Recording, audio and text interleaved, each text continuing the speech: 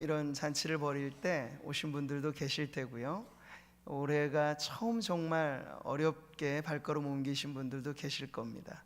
오늘 모두에게 하나님의 말씀을 전하면서 제가 설교의 제목으로도 삼았던 것처럼 참으로 행복한 인생, 아마 여기 모인 우리 성도님들이나 초대받아 오신 모든 분들의 공통의 관심사 중에 하나는 행복이 아닐까 싶습니다.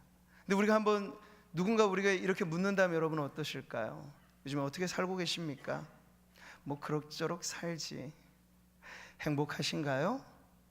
행복은 무슨, 죽지 못해 사는데 뭐 대놓고는 말씀 못 하셔도 우리 마음이 그러실 수 있어요. 그도 그럴 것이 우리나라 전체가 행복 지수가 그리 높지 않은 형편입니다. 매해마다 유엔 산하 기관에서 각 나라 156개국을 대상으로 행복 지수를 이렇게 통계 자료로 조사해서 내주는데요. 올해도 우리나라가 54위. 뭐 비교적 그렇게 나쁘다고 말할 수는 없지만 우리 경제 지수나 전반적인 다른 우리가 생각하는 것과 비교해 봤을 때 그리 높지 않은 순위라고 할 수 있겠습니다. 물론 이런 기관에서 이 행복 지수를 측정할 때 몇 가지 객관적인 데이터가 있습니다. 예를 들어 사회적인 지원, 우리가 어려움을 당할 때 우리의 인간관계망에서 우리를 도와줄 이가 어느 정도 되는가, 그리고 기대 수명, 건강하게 오래 살 수 있을 것인가, 사회적인 자유와 관용이 넉넉하게, 그러니까 예를 들어 기부 문화 같은 것이 좀 활발하게 있어서 행복의 여건이 조성되는가, 혹은 부정부패의 정도가 어느 정도인가 등등의 이런 지표에 따라서 한 국가의 행복 지수를 측정을 한다는 것이죠. 근데 우리는 경제 성장이 하나의 이념화되어서 여기까지 달려왔습니다. 그런데 정말 개개인 가정마다 행복한가, 이게 정말 더 중요한 문제잖아요. 우리가 얼만큼 잘 사는가 보다도. 근데 요즘 꼬맹이들한테도 물어보세요. 유치원 다니는 아이들도 불행하다고 얘기를 하는 애들이 많아요. 일찍부터 책가방 메고 뺑뺑이 돌거든요. 유치원 끝나고 또 학원 밤늦게 피로에 지쳐서 돌아오는 아이들이 많이 있습니다.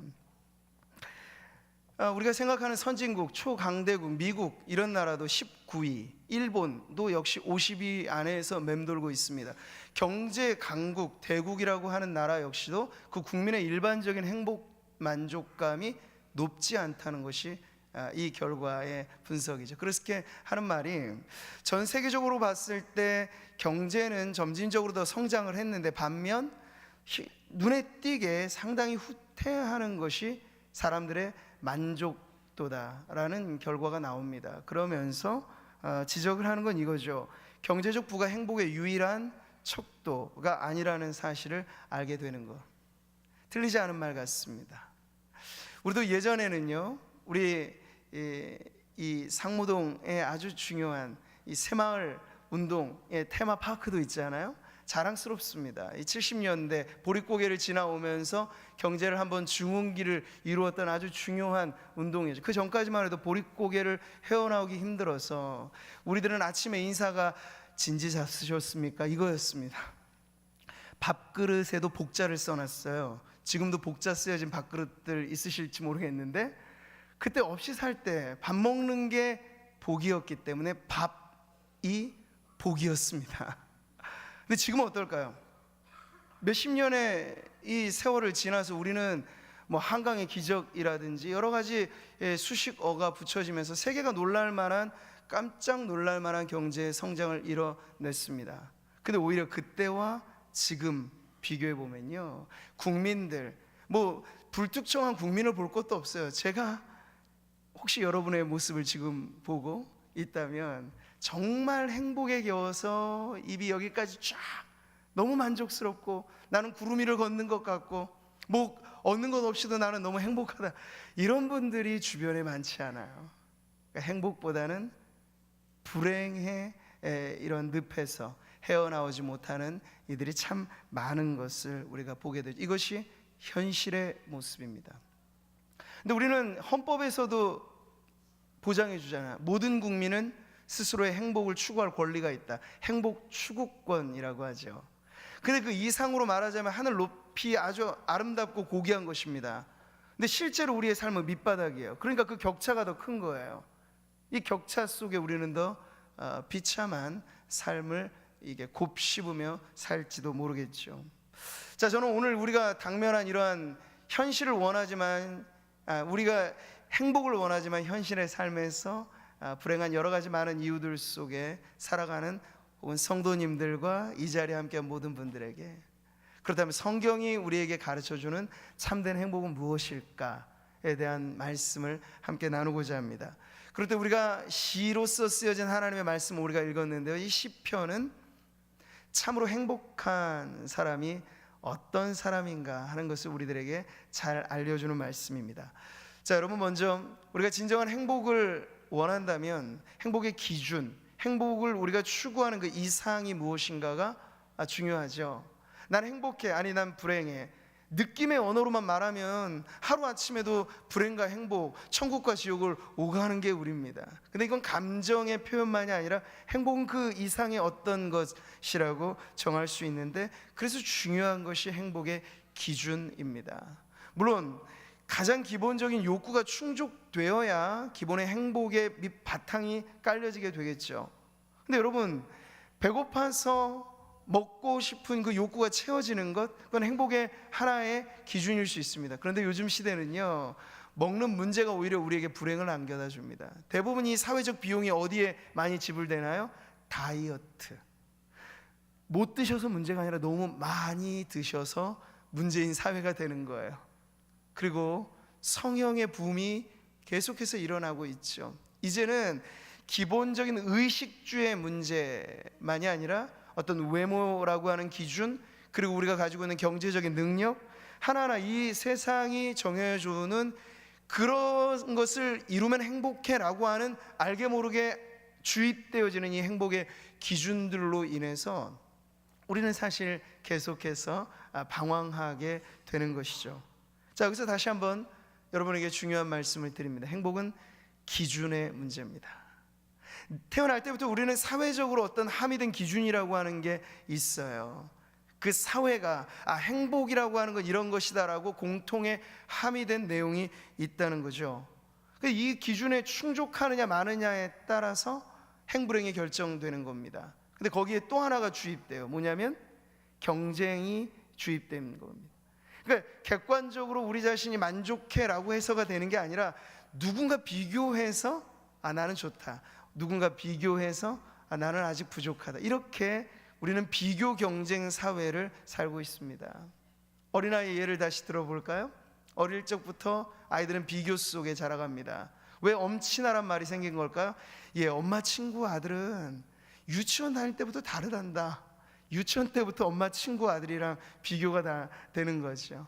그러면서 계속해서 무언가 누구를 딛고 일어서야 낫고 행복할 것 같은 그러한 심리로 살아가게 되는 거예요.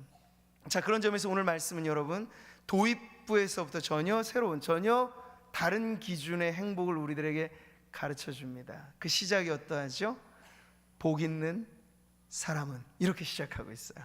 이걸 풀어 말하자면 복되도다 이 사람이요, 이러한 표현이에요. 행복 선언이죠, 일종의. 근데 여기서는 어떤 차이가 있을까, 여러분? 우리가 세상에서 암암리에 강조되고 주입되어지는 것은 뭘 얻어야 행복하다, 어느 자리에 올라야 행복하다, 그것이 다 우리 외부적인 환경의 문제고 소유의 문제입니다. 자, 그런데 오늘 성경은 단도직입적으로 이 사람이 행복한 사람이다 라고 그 사람됨에 있어서, 즉 존재의 변화에 초점을 맞춘 행복을 우리들에게 말씀하고 있습니다. 자, 그래서 우리는 이어지는 이 말씀을 보세요. 행복한 사람, 불행한 사람을 가르는 기준이 세상과는 전혀 다르다고 하는 것이 여기서 나오는데요, 행복한 사람을 어떻게 설명하고 있습니까? 이어지는 말씀, 악인들의 꾀를 따르지 아니하며. 누가요? 행복한 사람은 죄인들의 길에 서지 아니하며 오만한 자들의 자리에 앉지 아니하는 그 사람이 복되다고 말씀하고 있어요. 자, 여기 등장하는 사람들, 악인들, 죄인들, 오만한 사람들, 공통점이 있죠. 무언가 그 안이 뒤틀린 사람들입니다. 존재적인 비틀림이 있는 사람들입니다. 그래서 만약 누군가 쌓아둘 곳 없는 재산을 얻고 억대 아니 그 이상의 재산가가 있다고 해보세요. 근데 그 사람이 악인이라면, 부당한 방법으로 부를 축적했고 그 안에서 악한 행위가 계속해서 일삼아진다면 그 사람을 행복하다고 말할 수 없는 거죠. 지능이 뛰어나서 고위 학력을 얻고 남들 부러워할 만한 그런 간판을 땄다고 해보세요. 그러나 지능이 아무리 좋아도 그 사람이 죄인이라면 어떨까요? 그 출중한 재능이 더 많은 사람들에게 피해를 안겨줄 것입니다. 그도 행복한 사람이라 말할 수 없겠죠. 뭐 정치가니 아니면 사회적 유력한 사람이 있다 해보세요. 근데 그 사람이 안하무인격에 겸손과는 거리가 먼 오만한 사람이라고 해보세요. 자기도 힘들고 그 사람 때문에 얼마나 많은 사람이 불행을 느끼겠습니까? 소위 오늘날 우리가 갑질이라고 말하는 이 사회적 병리적인 현상을 보세요. 재벌가의 가정 안에 집기 하나조차도, 숟가락 하나도 아마 일반 사람들하고 비교하면 밥통 하나 값일 것 같아요. 제가 밥통하고 숟가락하고 비교할 게 적합할지 모르겠지만 엄청난 부를 쌓고 삽니다. 그런데 여러분 아시죠? 그 안에 오고 가는 대화를 들어보세요. 일하는 사람들에게 대한 그 폭력적인 언사, 그 사람을 보면 우리가 어찌 행복을 생각할 수 있습니까? 아무리 떵떵거리며 재력가라 하더라도 그 사람 언어 생활 하나에서도 우리는 행복을 엿볼 수 없어요. 자, 이런 것입니다. 성경이 우리에게 가르쳐주는 전혀 다른 관점의 행복은 우리의 외면, 우리의 환경, 우리의 능력의 문제가 아니라 우리의 마음이 과연 어떠한 사람인가에 그 초점을 모으고 있습니다. 여러분 혹시 예전에 어린 아이가 쓴 동시 하나가 알려져서 많은 사람들에게 전해진 적이 있는데, 초등학교 1학년 아이가 쓴 시 8살의 꿈이란 시가 있습니다. 이 동심이 얼마나 파릇파릇한가요? 얼마나 지금 손등 8살인가요? 누가 손을 번쩍 들어서 그래 네, 얼마나 예쁘겠어요, 그 시를 쓴 게. 근데 여러분 읽어보시면 그게 아니랍니다. 한번 들어보실까요? 나는 사립초등학교를 나와서, 국제중학교를 나와서, 민사고를 나와서, 아시는 분은 다 알 거죠. 아주 명문입니다. 사립초, 국제중, 그리고 하버드를 갈 거다. 와, 대단하죠. 근데 그래서 나는 내가 하고 싶은, 정말 하고 싶은 미용사가 될 거야. 이게 웬 말인가요? 네. 그 아이의 진짜 본심은 미용사 정말 되고 싶은 거예요. 그런데 엄마 꿈이 다른 거죠. 아빠 꿈이 다른 거죠. 얘야, 네가 행복하려면 너는 일찍부터 남다른 출발을 해야 된단다. 그래, 사립초등학교 내가 등골이 휘어지는 한이 있어 널 보내줄 거야. 국제중학교 들어가야 네 행복이 보장된단다. 이렇게. 근데 그 아이는 하버드를 나와도 그 아이가 하고 싶은 건 미용사가 되는 거예요. 일찍부터 미용사 되려면 하버드 갈 필요가 없죠. 열심히 머리 깎는 전문 기술을 가르쳐주면 오히려 빨리 이 아이가 행복해질 텐데, 부모의 꿈과 아이의 꿈이 서로 같지 않은 거죠. 우리는 어릴 적부터 그러한 사회적인 압박 속에서 가족 모두가 획일화된 그런 열풍 속에 휩싸여 살아갑니다. 그래서 입시 위주의 교육에 빨리 아이들을 담궈 놓죠. 부모는 일찌감치 학부모가 됩니다. 근데 그러면서 우리 아이들 가면 올라갈수록 문이 얼마나 좁습니까? 대학 가기 참 힘듭니다. 좋은 대학 가기 더 어렵습니다. 그러니까 스카이 캐슬이라는 이러한 드라마가 오늘날의 시대를 풍자하는 아주 그러한 이야기가 되는 거죠. 자, 근데 여러분, 그렇게 어렵사리 대학에 들어갔어요. 여기 청년들도 많이 계신데, 우리나라의 대학이라고 하는 건 다름 아닙니다. 대학 1학년 때부터 취준생을 만듭니다. 취준생 아시죠? 취업준비생.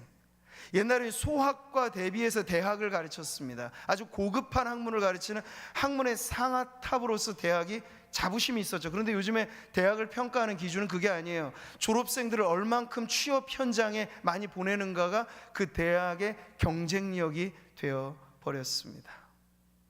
자, 그렇게 들어가기 힘든 재수 삼수하다가 나중에 결국에는 취포생, 취업도 포기하는 실태에 이르게 됩니다. 이것이 우리 청년 실업의 문제가 현재 보여주고 있는 그대로 액면 그대로의 모습입니다. 근데 정말 간신히 바늘구멍을 통과하듯이 직장을 얻었어요. 근데 그게 끝일까요? 만화 원작이었고 드라마로도 방영되었던 미생이라고 하는 그 드라마를 보면요, 88만 원 세대의 애환이 그대로 담겨져 있죠. 미생이라고 하는 건 바둑의 전문 용어잖아요. 죽지도 않고 아직 살아있지도 않은, 죽느냐 사느냐의 기로에 서서 험난한 이 사회의 그 밀림 속을 뚫고 들어가는 젊은이의 애환이 담겨져 있는 것이에요. 자, 그러면서 그래도 결혼도 하고 맞벌이를 하면서 세간살이 늘려가고 월세에서 전세에서 자기 집 소유를 하면서 이게 행복을 우리에게 가져다 줄 거라고 열심히 삽니다. 그럴 때 찾아오는 위기, 이름하여 중년의 위기가 옵니다. 이 자리에 중년의 연령층에 계신 분들이 많이 계실 거예요. 중년의 위기란 뭔가요? 뒤돌아볼 것도 없이 전진 앞으로 새마을 운동의 구호처럼 그렇게 우리의 인생을 일깨워 가면서 삽니다. 그런데 중년의 시기, 자식들도 다 키고 집도 어느 정도 건사를 했는데 밀려오는 허탈감이 있는 거예요. 과연 인생의 의미는 무엇인가? 느지막이 정신이 깨어나는 거죠. 내가 무엇을 위하여 살고 있는가? 철학적인 질문을 하게 되면 난 어디서 왔고 어디로 가는가? 죽음이 끝인가? 이 중년에 밀려오는 그러한 난해한 질문들에 우리는 답할 수가 없는 거예요. 교육은 잘 받았고 세상 교육뿐만 아니라 모든 것들을 받아왔지만 근본적인 질문을 일찌감치 포기하고 실용적인 지식의 굴레 안에서만 우리가 살아왔기 때문에 이 위기에 찬 질문을 밀려오는데 답을 찾기 어려운 것이죠. 자, 여러분, 이것이 우리가 살아가는 이 세상의 쳇바퀴와 같은 이 모습이라고 할 수 있겠습니다. 그럴 때 내일은 좀 더 나아질 거야, 그 내일을 오늘로 맞이했는데 여전히 평행선이 그어지는 이러한 현실 속에 여러분, 우리가 고민하며 질문하게 되는 거죠. 진정 행복이란 무엇인가? 라고 말해요. 내가 정말 이 기준을 바르게 잡고 왔는지에 대한 근본적인 흔들림이 생기며 다시 고쳐 질문을 하게 되는 겁니다. 우리 교회 성도님들에게는 정말 귀에 못이 박힐 정도로 자주 전하고 듣고 하는 말씀이 있어요. 그게 다름 아닌 복음입니다. 아마 교회에 한두 번쯤 오셨던 분들, 아니면 그렇지 않더라도 들어보셨을 거예요. 복음이 뭔가요? 굿뉴스죠. 좋은 소식이죠. 어떤 의미에서 좋은 소식입니까? 행복은 원하지만 불행을 느끼며 살아가는 인생들에게 참으로 행복한 사람이 어떠한 인생인가를 가르쳐 주는 것이기 때문에 복음이라고 말씀을 드릴 수 있는 것이죠. 자, 오늘 우리가 읽은 말씀은 그 복음의 말씀으로 우리에게 참으로 행복한 사람을 이렇게 알려줍니다. 그는 어떠한 사람인가 물을 때 오늘 성경은 이렇게 답을 가르쳐 주죠. 그는 오직 여호와의 율법을 즐거워하며 그의 율법을 주야로 묵상하는도다. 여러분, 세상의 성공학 교과서들, 자기개발서들을 읽어보면 아마 이런 답을 찾기 어려우실 거예요. 전혀 다른 접근입니다. 행복이란 무엇인가 말할 때 오늘 성경은요, 저 멀리 어디 도달해야 될 목표를 가르쳐 주지 않아요. 손에 움켜질 만한 물질을 말해주지 않아요. 인격적인 한 존재를 가르쳐 줍니다. 여호와라 불려주시는 그분. 여호와는 무엇입니까? 스스로 있는 자라는 뜻이에요. 그러니까 하나님, 오늘 우리가 예배하는 그 대상인 하나님을 기준으로 할 때 정말 묘연한 듯 잡을 수 없는 그 행복이 너무나 가까이, 아니 우리 안에 찾아온다는 것을 오늘 말씀은 가르쳐주고 있습니다.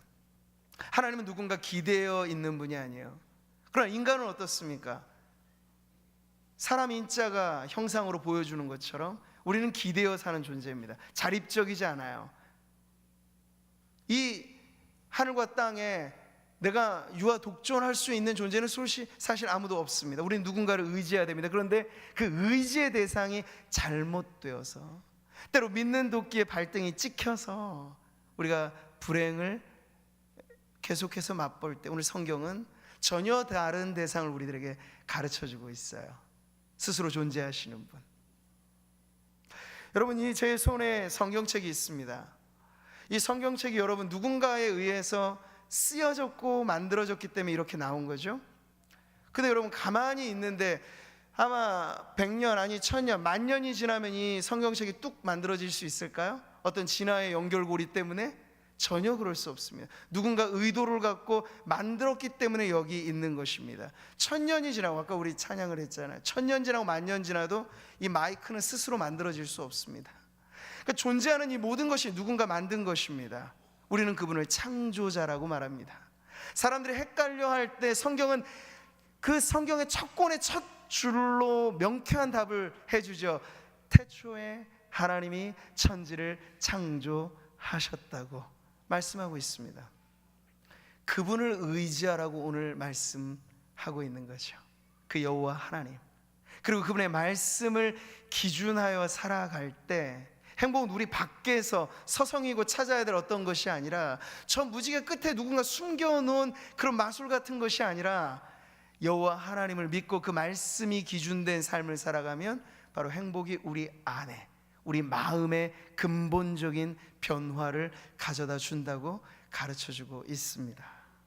참으로 행복한 사람은 오늘 있다 사라질, 여기 아름다운 꽃이 있지만요, 한 주가 지나면 다 시들어질 것입니다. 이 세상의 것이 그렇습니다. 아침 안개 같은 것입니다. 붙잡으려 해도 잡을 수가 없습니다. 그런데 이 세상이 우리에게 가르쳐주고 있는 모든 행복의 조건들은 마치 그런 것입니다. 사막에서 보는 신기루 같은 것. 저기 달려가면 있을 거 갑니다. 그런데 없어요. 사라져버립니다. 이 모든 것에 의지하지 말고 영원부터 영원까지 존재하시는 하나님을 믿으라고 오늘 성경은 우리들에게 그 행복의 조건을 가르쳐주고 있습니다. 여러분, 이 말씀 같이 한번 읽어봤으면 좋겠는데요, 같이 한번 읽을까요? 인생은 그날이 풀과 같으며 그 영화가 들의 꽃과 같도다. 그것은 바람이 지나가면 없어지나니 그 있던 자리도 다시 알지 못하거니와 여호와의 인자하심은 자기를 경외하는 자에게 영원부터 영원까지 이르며 그의 의는 자손의 자손에게 이르리니. 오늘 힘들어 자식들을 키우는 부모 세대가 등골 휘면서 열심히 일하는 이유는 내가 열심히 노력한 덕에 우리 자식들은 행복해질 거야 라는 일념으로 살아가는 것이잖아요. 그런데 행복의 대물림이 그렇게 이루어지지 않는다는 거예요. 천금을 여러분 물려줘 보십시오. 그걸 사용할 줄 모르는 자녀들이라면 그게 불행의 늪이 될 뿐입니다. 오히려 어떻게 하면 이 세상을 의미 있게 살 것인가, 어떻게 하면 다른 이들에게 악인이라 손가락받지 않고 죄인이 되지 않고 오만한 자가 되지 않고 오늘 성경이 가르쳐주는 온전한 마음으로 참된 기쁨과 평화를 마음에 간직하며 이 세상의 어떠함에도 상관없는 행복의 길을 걸어가는 자녀로 키울 수 있을 것인가. 그건 세상의 방식과는 전혀 다른 차원의 행복인데요, 오늘 성경은 그것을 가르쳐주고 있죠. 사랑의 하나님, 여호와의 인자하심이라고 하는 건 하나님의 사랑을 말합니다. 우리가 예배당 한켠에 써놓은 이 말씀 여러분 보시겠어요? 하나님 그렇게 우리를 부르시는 거예요. 하나님이 세상을 이처럼 사랑하사. 그 세상 안에 여러분 한 분 한 분이 다 있으십니다. 그래서 독생자를 주셨어요. 예수 그리스도. 이 땅에 오신 그분은 우리를 사랑하시기 때문에 오신 거죠. 그래서 예수님께서 여러분 교회를 보실 때 믿는 자건 믿지 않는 자건 모든 교회의 상징은 십자가라고 하는 것은 아실 겁니다. 근데 그 십자가가 무엇인가요? 목에 걸고 귀에 다는 장신구가 아닙니다. 그건 하나의 상징이죠. 2000년 전 십자가는 끔찍한 사형의 틀이었습니다. 근데 우리가 십자가를 교회의 상징, 우리의 신앙의 상징으로 세우는 까닭은 거기서요, 독생자 예수 그리스도께서 죽임을 당하셨기 때문입니다. 믿지 않는 분들에게 있어서도 예수님은 역사적 실존 인물이죠. 그분이 죽었다고 하는 것 누구도 부인할 수 없는 사실입니다. 그런데 믿음과 믿지 않음의 차이는 뭔가 하면 그분이 왜 죽으셨는가에 대한 답을 아느냐 모르냐입니다. 근데 오늘 말씀은 가르쳐줘요. 독생자를 주셨으니 그분이 우리의 죄를 담당하시고 그 덕분에 우리가 죄의 문제로부터 자유함을 누려서 이는 그를 믿는 자마다 멸망하지 않고 영생을 얻게 하신 하나님의 뜻이 이루어지게 된 것이죠. 사랑하는 여러분, 오늘 우리는 살아가면서 의지했던 대상으로부터 실망당하는 경우가 종종 있습니다. 친구나 지인으로부터 사기를 당해본 경험이 있는 분들이 꽤나 많습니다. 여러분, 원래 그렇습니다. 사람은 의지의 대상이 못 됩니다. 의지했던 누군가가 사별의 고통 속에 떠나가게 될 때 얼마나 크나큰 타격이 우리의 마음에 주어지는지 모릅니다. 그런데 어쩔 수 없어요. 우리가 태어난 것도 엄마 뱃속에서 순서대로 태어난 것처럼 저마다 때가 되면 이 세상의 마지막을 경험하게 됩니다. 아무리 사랑하는 사람이라도 떠나보내야 합니다. 그러니 영원히 의지할 대상은 없지요. 그러나 오늘 성경은 영원하신 하나님에 대해서 우리에게 가르쳐주고 있습니다. 그분을 의지하며 살아갈 때 우리가 배반에 쓴 물을 마시지 않고 영원히 신뢰하는 그 관계 속에서 행복을 누릴 수 있다고 가르쳐주고 있습니다. 아름다운 봄날에 곳곳에서 결혼식이 한창이죠. 여러분이 하객으로 초대받아 가시는 경우도 있고, 저는 주로 주례자로 많이 그 결혼 예식을 집례를 합니다. 앞에 딱 산 사람에게 좀 고루한 표현이긴 합니다만 묻습니다. 그대들 검은 머리 팥불이 될 때까지, 죽음이 그대들을 갈라놓을 때까지 서로 사랑하겠습니까? 결혼식의 그 앞자리에 있는 신랑 신부들 중에 어느 누구도 여기서 부정적인 답을 하는 사람은 없습니다. 모두가 다 네, 아주 큼지막한 소리로 동의를 합니다. 그리고 웨딩 마치로 새 출발을 하죠. 그런데 웬걸요, 얼마 지나지 않아 성격 차이라는 이유로 등을 돌리는 사례들이 얼마나 많이 일어나는지 몰라요. 세상의 한 꼴, 아니면 절반 가까운 이혼율이 이 세상, 우리가 살아가는 이 나라의 형편이라고 했을 때 사랑의 유통기한 역시 얼마나 짧고 비교적 짧은 시간에 변질되기 쉬운 것이 인간의 사랑이라고 하는 것을 알게 되는 것이죠. 그러니까 인간의 사랑에서도 온전한 답을 찾기가 참 어려울 때 오늘 성경은 여러분에게 변치 않는 사랑을 말씀하십니다. 하나님이 여러분을 사랑하심은 변함없는 사랑으로 여러분을 붙잡아 주신다는 사실을 저는 여러분의 마음의 문이 열려 믿어지시기를 바랍니다.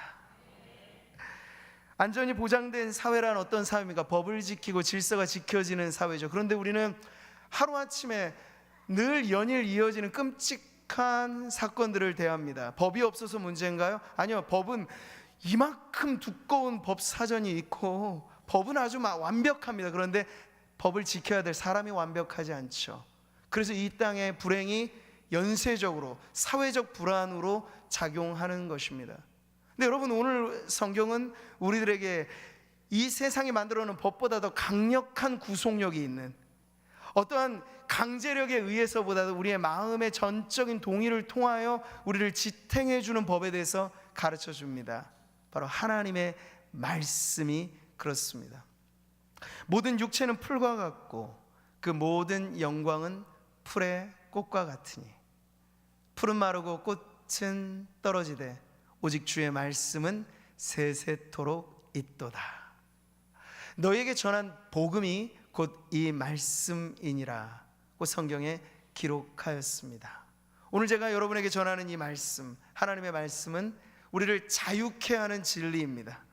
그래서 진정 법 없이도 살만한 사람이라고 하는 말은 이 세상에서 사실 통용되기가 어렵습니다. 양심까지를 끄집어낸다면 법 없이도 살만한 사람이 어디 있을까?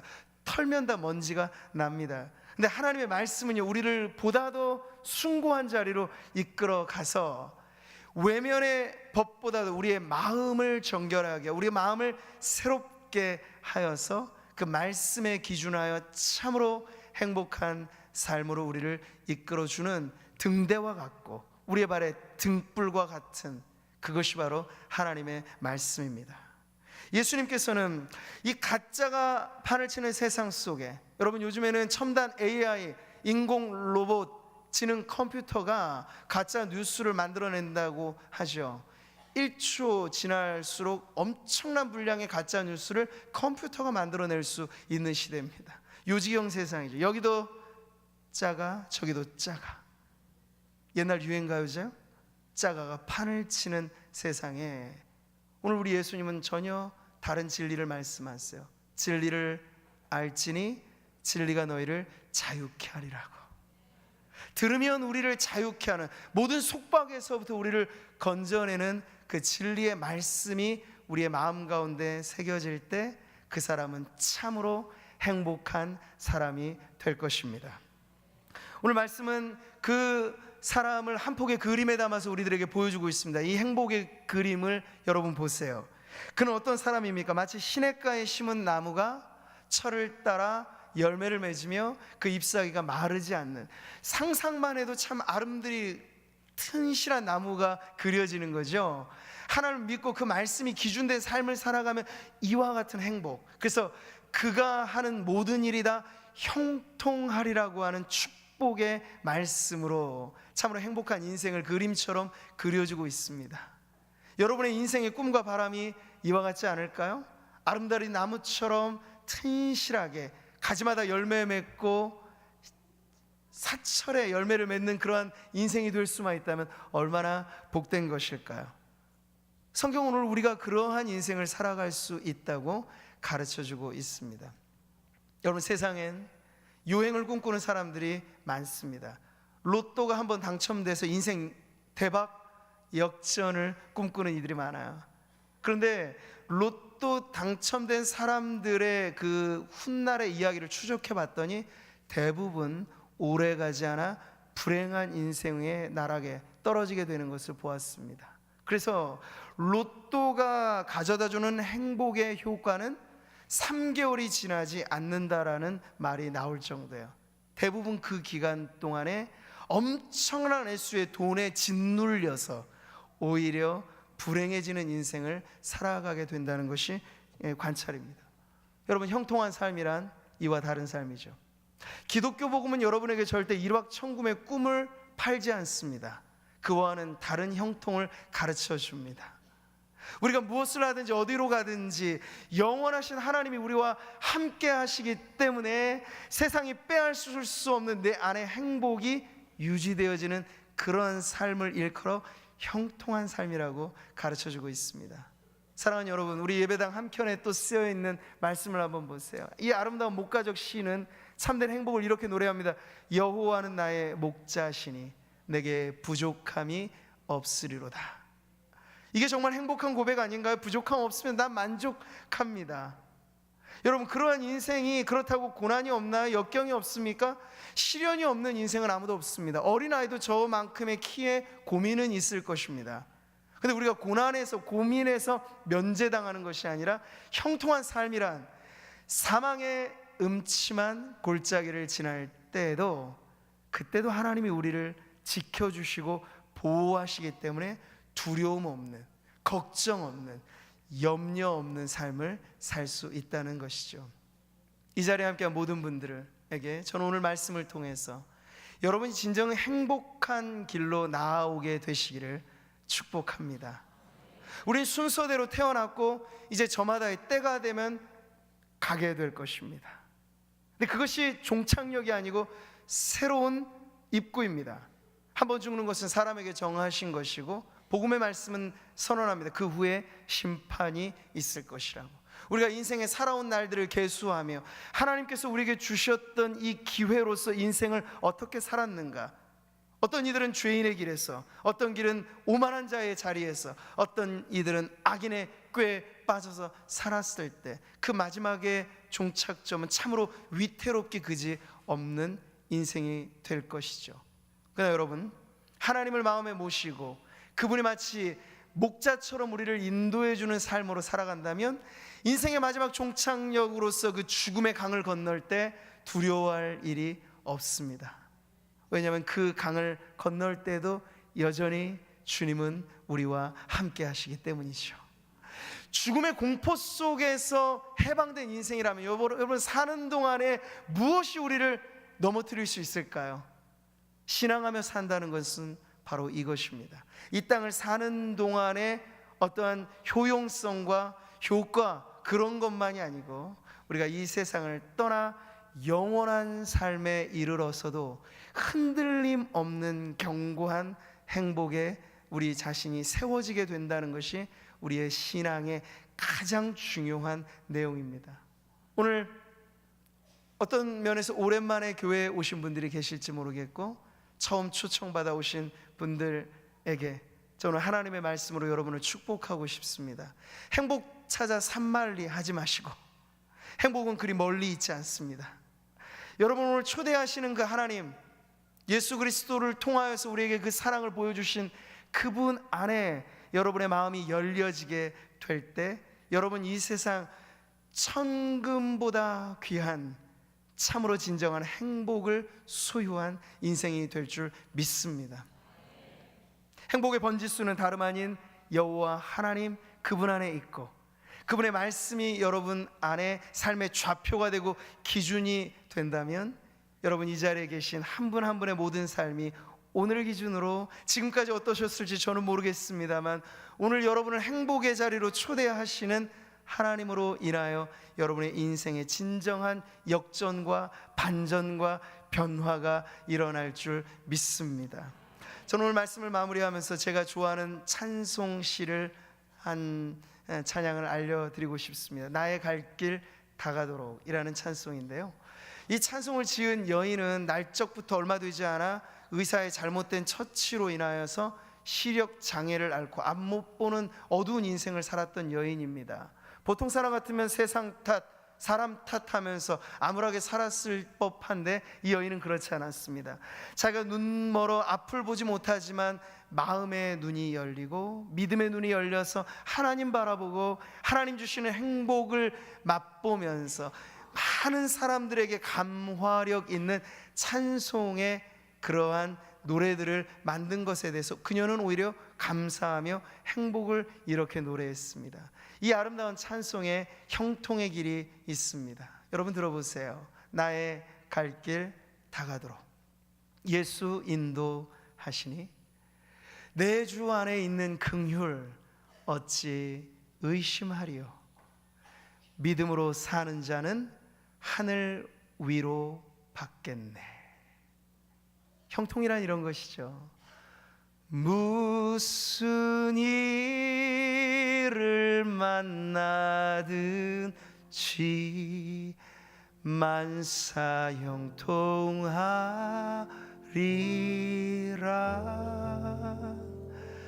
무슨 일을 만나든지 만사 형통하리. 우리 찬양하시는 성도님들 같이 한번 고백해 볼까요? 나의 갈 길 다가도록 예수 인도하시니, 내 주 안에 있는 긍휼 어찌 의심하리요. 믿음으로 사는 자는 하늘 위로 받겠네. 무슨 일을 만나든지 만사 형통하리라. 무슨 일을 만나든지 만사 형통하리라.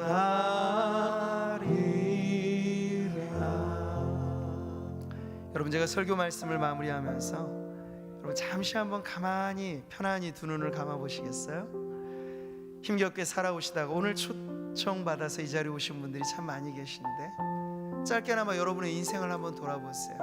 수고하며 사셨습니다. 노년의 인생에 이르도록 자식 손주들 위해서 애쓴 분들이 이 자리에 얼마나 많으세요. 근데 여러분 정말 행복하신가요? 그 질문 앞에 오늘 답이 없는 인생이시라면 오늘 하나님의 말씀을 여러분 마음의 문을 열고 믿으시기 바랍니다. 여러분의 남은 인생이 더 중요하잖아요. 우리가 살아온 세월보다 남아있는 인생을 어떻게 살 것인가의 그 문제 앞에 오늘 하나님의 말씀이 인생의 나침반과 같아서 여러분을 참된 행복의 자리로 인도하는 말씀이 되는 줄 믿으시기 바랍니다.